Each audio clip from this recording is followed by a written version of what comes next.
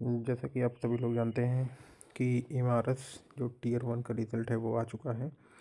और आप चाहे टीजीटी इंग्लिश से हों, हिंदी से हों, सोशल साइंस से हों, या फिर आप साइंस के हों, या फिर मैथ के हों, या फिर जूनियर जेएसए करके जो है पोस्ट, और लैब अटेंडेंट की पोस्ट है, ठीक है। आप इन इनमें से किसी भी आप पोस्ट के लिए हों, तो सबसे इम्पोर्टेंट आपके लिए क्या है, ये मेंस है, ठीक है। इसमें आंसर राइटिंग मस्ट है आपको। 15 क्वेश्चंस आएंगे 4 मार्क्स के, ठीक है। तो इससे संबंधित मैं आपको ये बताना चाहता हूँ कि जैसे यूपीपीसीएस हो गया। यूपीपीसीएस अभी एलटी ग्रेड का भी एग्ज़ाम उसने कराया था, ठीक है, प्रीलिम्स का। टीयर वन वो भी है, ठीक है, उसका भी मेंस होगा। तो एलटी ग्रेड का जो मेंस का सिलेबस है, अगर देखा जाए तो वो उसमें दो प्रकार के क्वेश्चंस रहेंगे।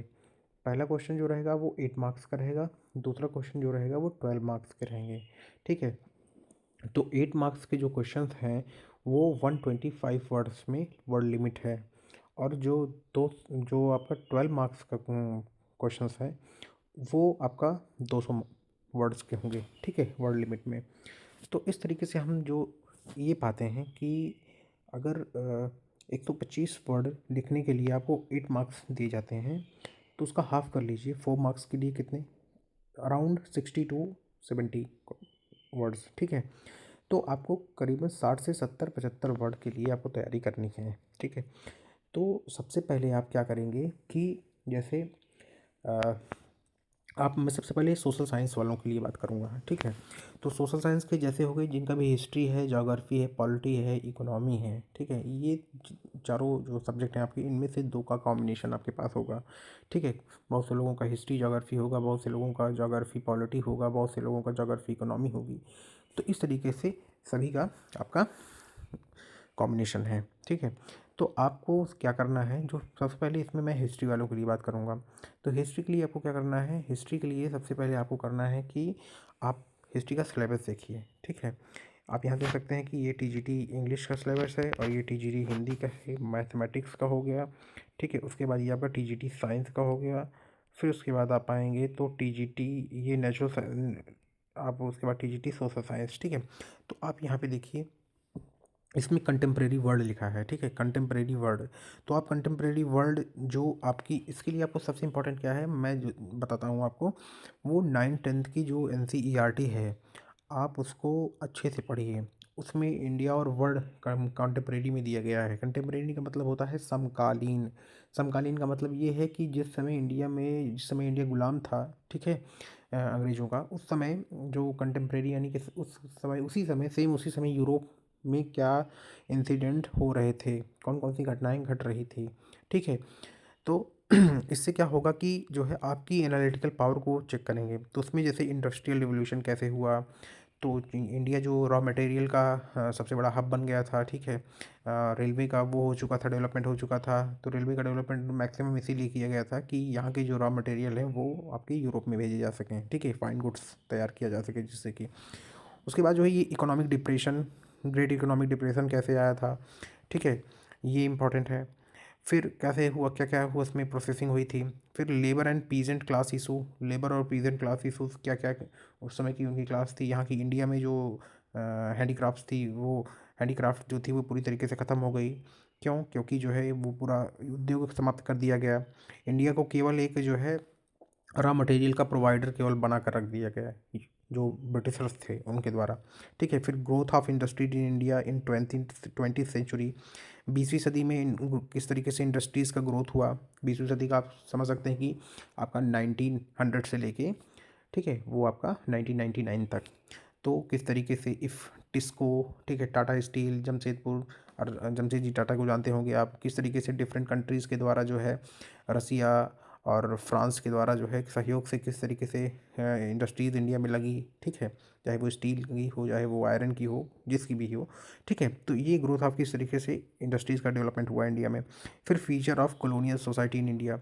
अब देखेंगे आप, कॉलोनियल सोसाइटी जो है, ये औपनिवेशिक सोसाइटी की, औपनिवेश क्या है, सीधा सीधा ब्रिटिशर्स ने जहाँ पर भी जिन जिन कॉन्टिनेंट में, जिन जिन देशों में अपना शासन किया, वो जो रूल किया उन्होंने, उसको कॉलोनियल रूल बोलते हैं, कि औपनिवेशिक शासन। वो कॉलोनियल माइंडसेट ये होती है कि वो सुप्रीम है और आप जो है दोम दर्जे के हैं, यानी कि डुअल सिटीजन के तौर पे आप हैं। आपके पास कोई अधिकार नहीं है। उनके ऊपर ये ज़िम्मेदारी है कि आपको वो सभ्य बनाएँ, ठीक है? आपको वो साइंटिफिकली और मोरली और जो है हर तरीके से आपकी सोसाइटी जो है वो लो क्लास की है, डिप्रेस्ड क्लास की है और वो लोग काफ़ी हाई क्लास सोसाइटी से बिलॉन्ग करते हैं। तो आपको इंडियंस को वो लोग डुअल सिटीजन के तौर पे समझते थे कि उनको वो लोग देखिए आप जानते होंगे कि इन dogs and Indians are not allowed, ये कोटेशन काफ़ी फेमस है। तो जब यूके में जब ऋषि सुनक वहाँ के प्रधानमंत्री बने थे, तब उन्होंने डॉग्स अपने डॉग के साथ जो है ऑफिस में इंटर किया था। तो काफ़ी चर्चा का विषय बना था कि वो इंडियन थे और डॉग्स को भी लेके वो गए थे, ठीक है? तो ब्रिटिश उसमें ऑफिस में ये एक बहुत बड़ा इंडिया के लिए वो था और पूरे वर्ल्ड के लिए बहुत बड़ा एक मैसेज था। तो आप समझ सकते हैं कि Indians and dogs are not allowed, ये एक कॉलोनियल माइंडसेट है। तो future of colonial society in India, colonial society में लोगों की स्थिति कैसी थी, ठीक है? किस तरीके से लोगों से जो है काम लिए जाते थे, उनको जो है पैसे दे के उनको रिक्रूट करके, है ना? कुछ ऐसे भी अधिकारी थे जो ये चाहते थे कि हमें ऐसे इंडियंस चाहिए जो शक्ल से तो इंडियंस दिखते हैं लेकिन उनके अंदर वो ब्रिटिशर्स के लिए काम करने के लिए तैयार हों। किसने कहा था ये, आप इसको कोटेशन आप जाके देखिए, ठीक है? उसके बाद आप देखेंगे फ्रेंच रिवॉल्यूशन हो गया। तो फ्रेंच रिवॉल्यूशन में कॉज उसके क्या क्या कारण थे, जैसे बहुत सारी रिवॉल्यूशंस हुई, जैसे फ्रेंच रिवॉल्यूशन, रसियन रिवॉल्यूशन और उसके बाद जो है अमेरिकन रिवॉल्यूशन। अमेरिका कैसे आज़ाद हुआ, सब जगह पे ये ब्रिटिशर्स अपने अपनी कॉलोनी बना के रहते थे, ठीक है?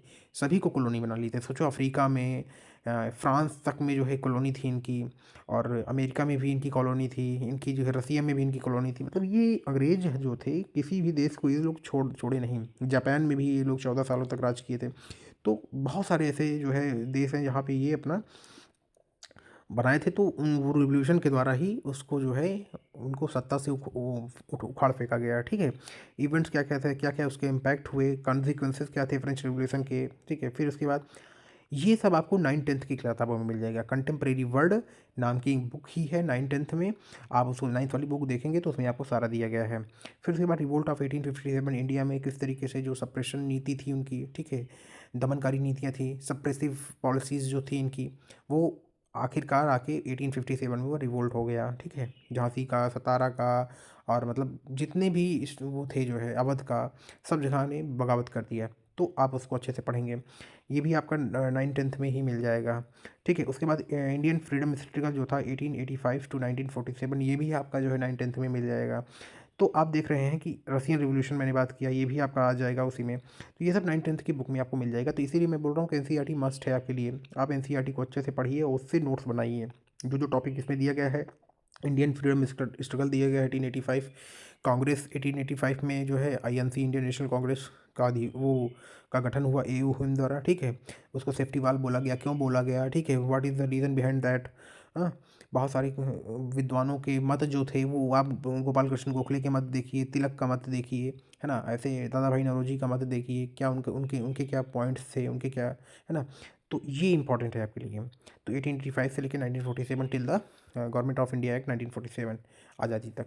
तो ये आपका इंपॉर्टेंट हो गया। फिर रसियन रिवॉल्यूशन कैसे हुआ, कॉज इवेंट, ठीक है? Impact on Russia and the world, consequences क्या है। फिर उसके बाद देखेंगे कि सोशलिज्म समाजवाद किस तरीके से फैला, कार्ल मार्क्स का क्या फिलॉसफी थी इस पे, ठीक है? सोशलिज्म इन यूरोप और इम्पैक्ट ऑफ सोशलिज्म, कैसे सोशलिज्म हुआ, ठीक है? किस तरीके से समाजवाद फैला।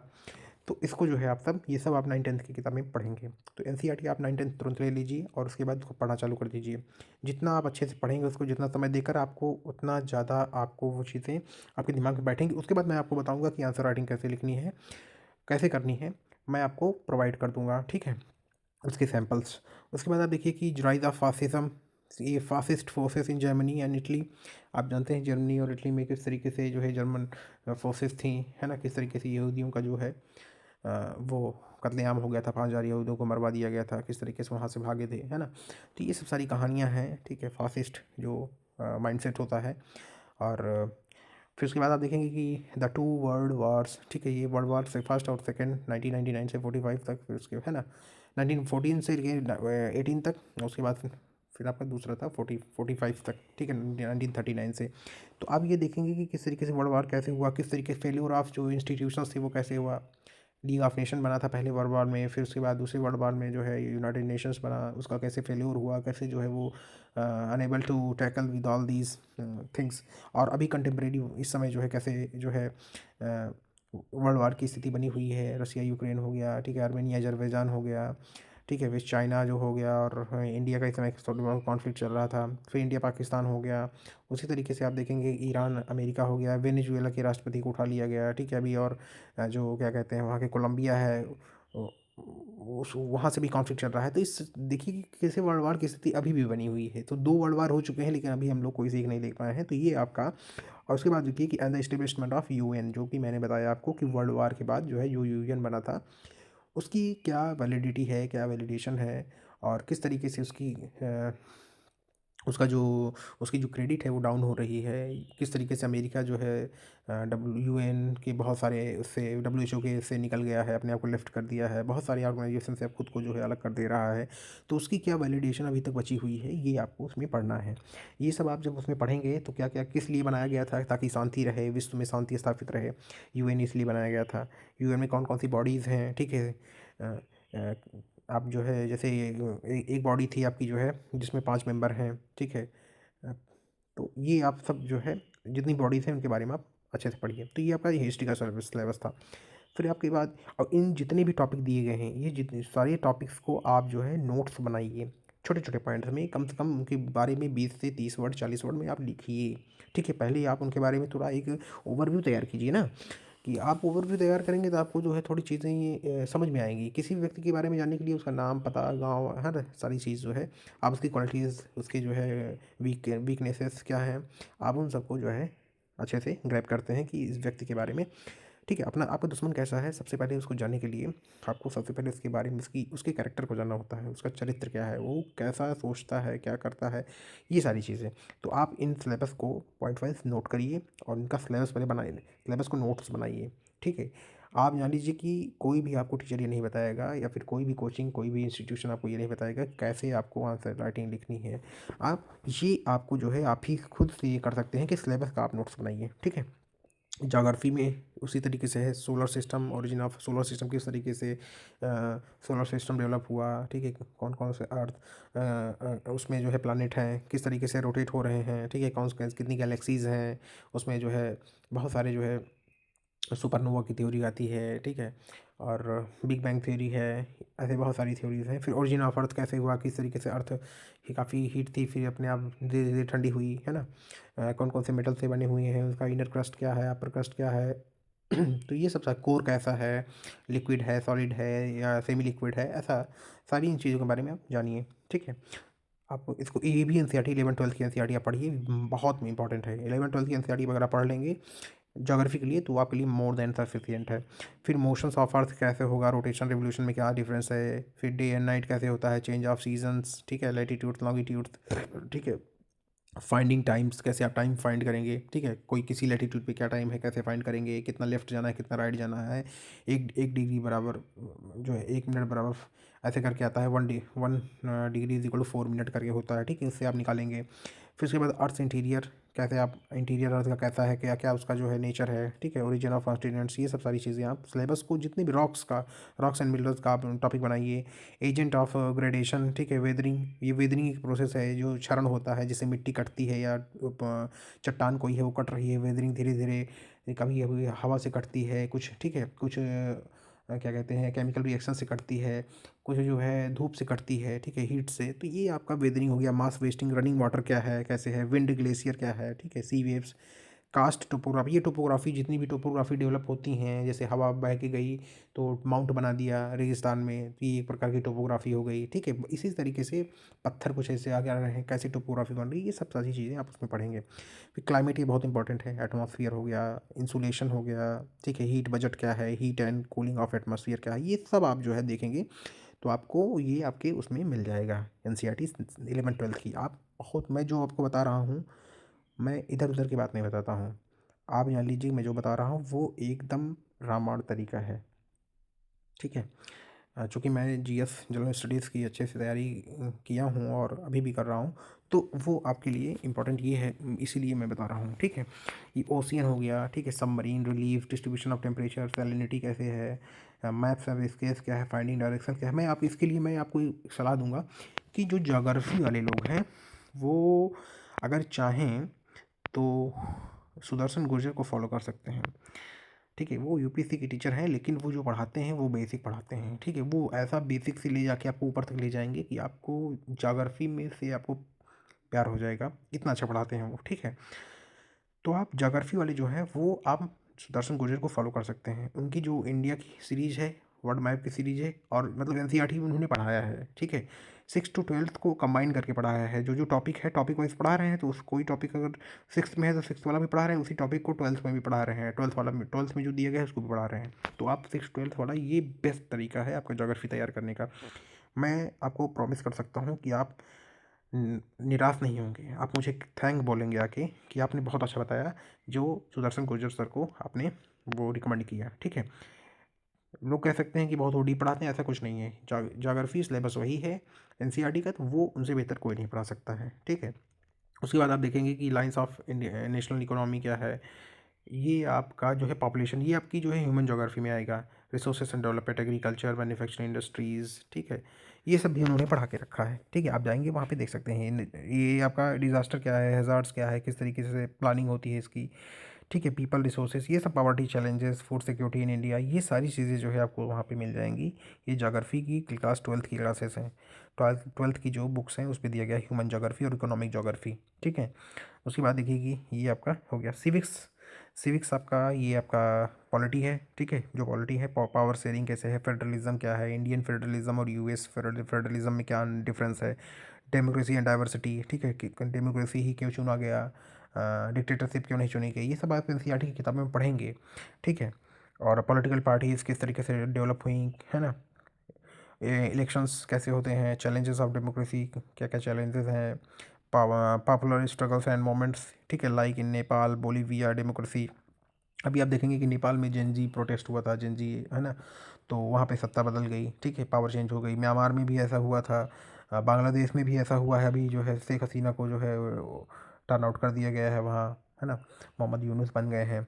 तो इस तरीके से जो है आप डेमोक्रेसी इन नेशंस में आप देख सकते हैं। फिर कॉन्सेप्ट क्या है, कॉन्सेप्ट डेमोक्रेसी का कॉन्सेप्ट है, सैलियन फीचर्स क्या है, लोकल सेल्फ गवर्नमेंट क्या है, जैसे लोकल बॉडीज़ हो गई, पंचायती राज, है ना, इंस्टीट्यूशंस जैसे जिला परिषद, ठीक है, पंचायत, है ना। तो ये आप सबका आप उसको जान सकते हैं। फिर इलेक्शंस कैसे होते हैं, स्टेट इलेक्शन कमीशन कराता है इलेक्शन पंचायत का, ठीक है, लोकल सेल्फ बॉडीज़ का। ये आपका democracy in India and the world, democracy India में और वर्ल्ड में डिफरेंस क्या है, इंडियन जो पार्लियामेंट्री सिस्टम है वो ब्रिटिश पार्लियामेंट्री सिस्टम से कैसे डिफरेंट है, ठीक है। ये सब सारी चीज़ें हैं। फिर इंडियन कॉन्स्टिट्यूशन में फ्रेमिंग ऑफ द कॉन्स्टिट्यूशन, ठीक है, फ्रॉम 1773 जो चार्टर एक्ट था, उससे फिर 1784 में पिट्स इंडिया एक्ट, ठीक है। इसी तरीके से जो है डेवलपमेंट होता गया। फिर 1813, फिर 1833, है ना, 1858 क्राउन रूल आ गया। तो किस तरीके से डेवलपमेंट हुआ जो है कॉन्स्टिट्यूशन का, 1935 8 गवर्नमेंट ऑफ इंडिया की बहुत इंपॉर्टेंट है। फिर एडॉप्टेशन ऑफ कॉन्स्टिट्यूशन कैसे हुआ, working of the constitution, parliamentary judiciary बहुत इंपॉर्टेंट है, पार्लियामेंट इंपॉर्टेंट है आपका, फंडामेंटल राइट्स, है ना, 12 से 35 तक, 14 से 35, ठीक है। आप इसको जो है अच्छे से करिए। तो ये सब सारी चीज़ें जो है आपकी बहुत इंपॉर्टेंट है, 12 से 35 है शायद, ठीक है। आप देख लीजिएगा, पार्ट 2 में है, ठीक है। पार्ट 2 में सिटीजनशिप है, पार्ट 3 में आपका फंडामेंटल राइट्स है। तो ये आपका आपका सोशल साइंस की हो गया, ठीक है। हिस्ट्री, ज्योग्राफी, पॉलिटी, ठीक है। ये सारे आपकी इकोनॉमी नहीं होगी, टीजीटी में इकोनॉमी नहीं होती है, वो पीजीटी का में इकोनॉमी होती है, ठीक है। तो आप इस तरीके से इसका आप देख सकते हैं, ठीक है। तो ये आपका हिस्ट्री का हो गया। उसके बाद मैं आपको आऊँगा, इसके बाद मैं हिंदी पे आऊँगा, नहीं मैं इंग्लिश पे आता हूँ, ठीक है। आप इंग्लिश को मैं दिखा देता हूँ थोड़ा। फिर हाँ, ये साइंस का है, मैं आप साइंस को भी एक बार बता देता हूँ। इफेक्ट ऑफ करंट क्या है, कब करंट का क्या इफेक्ट है, पोटेंशियल डिफरेंस, ओम कल्ला, ये सारे जो है लॉज आपको जो है अच्छे से तैयार होने चाहिए, तुरंत फिगर बना के। अब कुछ लोग बोल रहे थे कि सर इसमें फिगर कैसे बनाएं, इंग्लिश में फिगर कैसे बने, आप उसमें भी फिगर बना सकते हैं। फ्लो चार्ट मतलब किसी भी राइटर का, ऑथर का वो आप नाम लिखिए, ठीक है, उनसे रिलेटेड जो चीज़ें थी उसको आप बॉक्सेस में बना के इसको थोड़ा सा समझा सकते हैं अच्छे तरीके से। आप 4 लाइन लिखिए, 5 लाइन लिखनी, उसके बाद अगर थोड़ा सा फ्लो चार्ट बना के आप कर देते हैं तो आपका एक पेज कवर हो जाएगा। आउटलुक आपका जो आउटलाइन बनेगी वो बहुत अच्छी बनेगी, इंप्रेशन अच्छा जाएगा, ठीक है। तो इसमें तो आपका साइंस में तो फ्लो चार्ट आराम से बन जाएगा, फिगर बन जाएगा। लाइट है, लाइट की क्या क्या नेचर है, डुअल नेचर क्या हो गया, image form like concave convex mirror, ठीक है, कैसे बनते हैं, फोकस पे रखेंगे तो कहाँ बनेगा, फार पे बनेगा या फिर इन्वर्टेड बनेगा, ये सारी चीज़ें जो है आपको, सेंटर ऑफ कर्वेचर क्या है ना, ये आपका सब सारी चीज़ें, optic centre, focus, focal length, reflection, ठीक है, ये लॉज क्या है, कौन कौन से रिफ्लेक्शन लॉज जो हैं, सोर्सेज ऑफ एनर्जी हो गया, मोशन हो गया, फोर्स हो गया, ठीक है, डिस्प्लेसमेंट उसमें क्या डिफरेंस है, डिस्टेंस और डिस्प्लेसमेंट में क्या डिफरेंस है ना, ये सब आपको बहुत इंपॉर्टेंट है। न्यूटन के सारे लॉ जो है, तीनों लॉ बहुत इंपॉर्टेंट है। Gravitation, work, energy and power, ये आपका बहुत इंपॉर्टेंट हो गया, ठीक है। फोर्सेस कैसे उसमें जो है ग्रेविटी एक्सेलरेशन काम करती है, ठीक है। फ्लोटेशन, थर्स्ट, ठीक है, कैसे कार्य करता है। आर्किमिडीज का प्रिंसिपल क्या है, कोई भी वस्तु अगर पानी में डूबी जाती है तो अपने स्थान उतना ही स्थान घेरती है जितना कि उसका वो होता है, उतना ही मतलब कि वाटर रिमूव करेगी कि जितना उसका वो, जितना स्थान वो घेरेगा, ठीक है। तो इस तरीके से हो गया। साउंड, ठीक है, साउंड प्रोपोगेशन कैसे होता है, वो साउंड का प्रोपोगेशन मतलब उसका पथ कैसे गमन होता है, जब साउंड कोई आवाज़ निकलती है तो कैसे जाती है, ट्रांसवर्स है, ट्रांसवेव है, ऐसा कुछ करके, ठीक है। रेंज ऑफ ह्यूमन हियरिंग हो गया, ठीक है, अल्ट्रासाउंड हो गया, रिफ्लेक्शन ऑफ साउंड हो गया, इको सोनार, ठीक है, सोनार का यूज़ कैसे नेवी में किया जाता है, ठीक है, आवाज़ वो करने के लिए, ट्रैक करने के लिए। तो ये सारी चीज़ें आपकी, मैटर, नेचर, बिहेवियर, ये सब आपका हो गई। इस सारे टॉपिक्स पे आपको जो है अच्छे से छोटे छोटे नोट्स बनाने पड़ेंगे।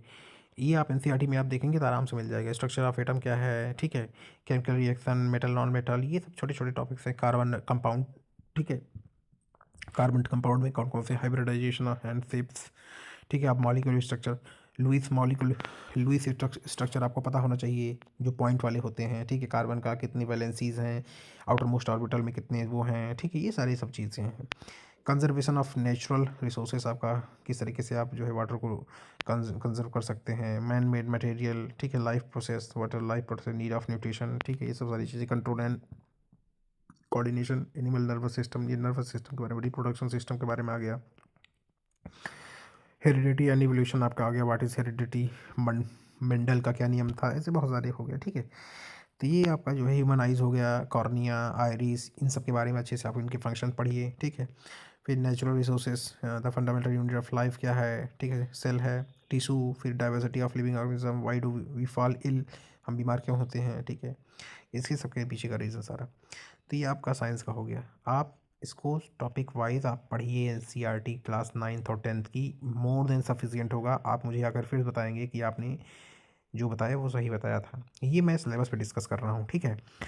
अब आप देखिए कि यहाँ पे मैं टीजीटी इंग्लिश के सिलेबस पे आऊँगा। टीजीटी इंग्लिश का सिलेबस आप देखेंगे तो बहुत ही अच्छे तरीके से इसको दिया गया है। इसमें आप देखिए, इसमें रीडिंग कम्प्रीहेंशन पहली चीज़, तो ability to comprehend, analyse and interpret an unseen text, ठीक है, 3-4 unseen text, varying length 150 to 250, 150 से 250 वर्ड के ऐसे जो है अनसीन जो है टेक्स्ट दिए जाएंगे। Variety of objective type MCQ questions दिए गए जाएंगे, ठीक है।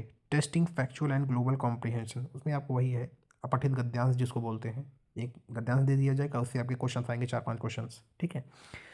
उसके बाद देखिए सेक्शन बी में आपको राइटिंग एबिलिटी टेस्ट किया जाएगा। सेक्शन बी में पहला तो रीडिंग कम्प्रीहेंशन होगा, दूसरा राइटिंग एबिलिटी। अब one short writing task such as notice, message और पोस्ट कार्ड, आपको नोटिस या मैसेज आपको लिखना पड़ेगा पोस्ट कार्ड के लिए, ठीक है। दूसरा writing report on an event, process और प्लेस, ये भी लिखना पड़ेगा आपको, रिपोर्ट है ना। फिर उसके बाद writing an article, debate speech based on visuals, verbal input on given that is environment, कोई भी टॉपिक दे दिया गया आपको, डिबेट को अब लिखना है आपका अपने व्यूज़ उसमें, ठीक है। उसके बाद जो है जो इसका इसका फोर्थ पार्ट है इसी में का, सेक्शन बी का, ये writing a letter, formal informal letter क्या होता है, शासकीय जो पत्र होता है, आप पत्राचार जो ऑफिस से, एक ऑफिस होता है, एक ऑफिस से किसी व्यक्ति को भेजा जाता है, ये सब सारी चीज़ें उसमें लेटर, आप लेटर टाइप देख लीजिए, फॉर्मेट कैसे फॉर्मेट उसके बने हैं, ठीक है। उसके बाद सेक्शन सी में आपका ये ग्रामर एंड यूजेस, ठीक है, grammar, tense, modals, words, subject क्या है, प्रेडिकेट क्या है, ऑब्जेक्ट क्या है, वर्ब, कॉन्कर्ड, ठीक है, कनेक्टर्स क्या है, ठीक है, क्लॉज, फिर पार्ट्स ऑफ स्पीच जिसमें noun pronoun verb conjunction interjection ये सारी चीज़ें आती हैं। ठीक है, ये आपका हो गया। पंक्चुएशन आपको पता होना चाहिए, कहाँ पे फुल स्टॉप लगेगा, कहाँ कामा लगेगा, ये सब सारी चीज़ें आपको पता होना चाहिए। Sequencing of form, coherent sentence और पैराग्राफ, आपको ये जंबल वर्ड भी पता होना चाहिए कि कौन सा मीनिंगफुल सेंटेंस दे रहा है। ठीक है, उसके बाद ये आपका सारा हो गया। अब सी हो गया। सेक्शन डी सबसे इंपॉर्टेंट जो है वो आपका लिटरेचर का सेक्शन है। शेक्सपियर के वर्क आपको पता होने चाहिए। ठीक है, जितने भी candidate familiarity with the works of writer different, ठीक है, genres of period and English literature में जो जो भी राथर्स हुए हैं उनके सबके वर्क आपको पता है। रोमांटिक पीरियड का सेली, पीबी सेली हैं, विलियम वर्ड्सवर्थ हैं, कीट्स, जॉन कीट हो गए, कॉलरिज हो गए, बैरन हो गए, ये सबके आपको वर्क पता होने चाहिए। उन्होंने कौन कौन से वर्क लिए हैं, इसके लिए मैं एक बुक है, रेड कलर की बुक आती है टीजीटी की, मैं उसको सजेस्ट करूँगा। अगर आप सक्सेना करके हैं या अरोड़ा, शायद अरोड़ा करके हैं कोई, आप उसको ले लीजिए, बहुत अच्छा है। उसमें अच्छे से सारी चीज़ें इन लोगों को बारे में दिया गया है। ठीक है, उसके बाद हम देखेंगे कि 19वीं सेंचुरी में American and English literature, Robert Frost.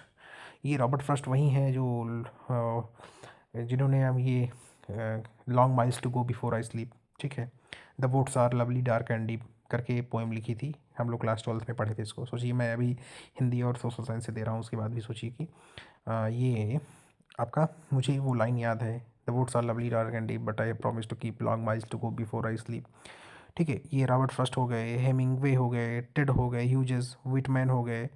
ठीक है, ये एमिली डिक्सन्स हो गए, ये सारे, बर्नार्ड शॉ, ये सब सबको पढ़ना है। ठीक है, मॉडर्न इंडियन में राइटिंग में, ठीक है, अनीता देसाई हो गए, विक्रम सेठ हो गए, ठीक है, निसिम एजेकिल हो गए, ठीक है, और ये रस्किन बॉन्ड सबसे इंपॉर्टेंट हो गए, मुल्क राज आनंद हो गए, खुशवंत सिंह हो गए, ये सब बहुत इंपॉर्टेंट है आपका। Modern writings in English from different parts of the world, अब ये भी आपको पढ़ना है कि different parts of the world में इंग्लिश में कौन कौन सी राइटिंग्स हुई थी। ठीक है, ये बहुत इंपॉर्टेंट है। तो ये आप जो है लिटरेचर सेक्शन भी अच्छे से तैयार कीजिए, ग्रामर सेक्शन और राइटिंग और आपका रीडिंग कॉम्प्रिहेंशन।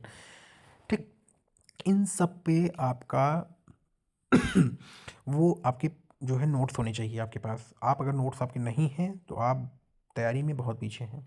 ठीक है, और मैंने एक बार फिर से बताया है, जैसा कि मैंने आपको एटीजीटी हिंदी का सिलेबस है, आप इसका सिलेबस में जो है आप देख लीजिए, इस पर डिटेल में नहीं है, लेकिन आपको हिंदी साहित्य का इतिहास और विकास से पढ़ना पड़ेगा सारी चीज़ें। तो मैंने जो अभी तक आपको बताया मोटा मोटा, ठीक है, आप इससे ये अंदाज़ा लगाइए कि आपको आंसर कैसे लिखना है। सबसे पहले आपको हर टॉपिक पे आपके पास अगर नोट्स नहीं है, आप रिवाइज नहीं कर पाएंगे, आप लिख नहीं पाएंगे, पहली चीज़। ठीक है, तो हर टॉपिक पे आपके पास क्या होना चाहिए, छोटे छोटे नोट्स तो ज़रूर हो हर टॉपिक पे।